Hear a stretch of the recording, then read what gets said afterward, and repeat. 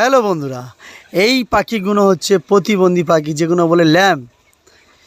আর এই ল্যাম্প পাখিগুলো তাদের বড় করার জন্য, ওদের সাথে বড় করার জন্য তাদেরকে বসিয়ে খাবার দিতে হয়।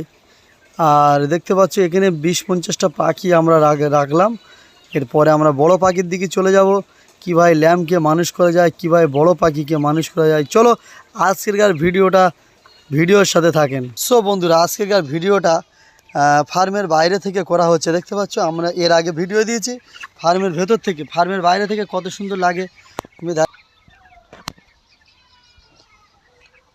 তারা জল খাচ্ছে ডিঙ্কারে। গাইস, আপনারা চেষ্টা করবেন খড়ের চাল দিয়ে পোলট্রির ফার্ম করবেন, তাতে ব্যবসায় লাভবান হবে। কেন পাখি সুস্থ থাকবে, গরমের হাত থেকে বাঁচবে অনেকটা, আর পাখা না চললেও অনেকটা সেফটি থাকবে পাখি।